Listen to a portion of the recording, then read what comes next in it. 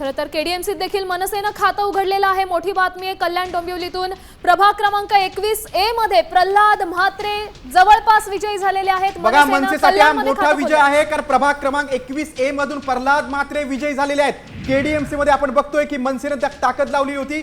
ठाण्यामध्ये जशी सभा घेतली होती राज ठाकरेंनी संयुक्त सभा, तशी केडीएमसी मध्ये देखील रवींद्र चव्हाणांचा भाजपचा तिथं मोठा प्रभाव आहे। तिथं मनसेनं खातं उघडलेलं आहे। राजू पाटील जे मनसेचे माजी आमदार आहेत त्यांनी तिथं परिश्रम घेतले होते आणि तिथं त्यांना यश आलेलं आहे। एक जागा मनसेला मिळालेली आहे प्रभाग क्रमांक 21A मधील। कल्याण डोंबिवली बाबत बोलायचं झालं तर शिंदे सेनेची तिकडे जास्त किमया होती, जादू होती, मात्र आता चित्र वेगळं दिसतंय। मनसेनं खातं उघडलं। तिकडे भाजपच्या तेजस्वी घोसाळकर विजयी झालेले आहेत। बघा दहिसर मधून तेजस्वी घोसाळकर विजयी झालेले आहेत।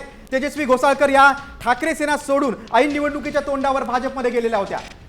आपल्याला तिकीट मिळालं नाही म्हणून नाराजी नाट्य रंगलं होतं आणि त्यानंतर त्यांनी पक्षांतर केलं आणि पक्षांतर केल्यानंतर देखील सध्या तेजस्वी घोसाळकर विजयी असल्याचं पहिलं चित्र स्पष्ट होतं। ठाकरे सेनेचे माजी आमदार विनोद घोसाळकर यांच्या सून तेजस्वी घोसाळकर या विजयी झालेल्या आहेत। निवडणुकीच्या तोंडावर त्यांनी पक्ष सोडला होता, ठाकरे सेनेला रामराम करत त्यांनी भाजपमध्ये प्रवेश केला होता आणि त्या आता विजयी झाल्यात। वॉर्ड क्रमांक 2 मधून तेजस्वी घोसाळकर विजयी झालेले आहेत।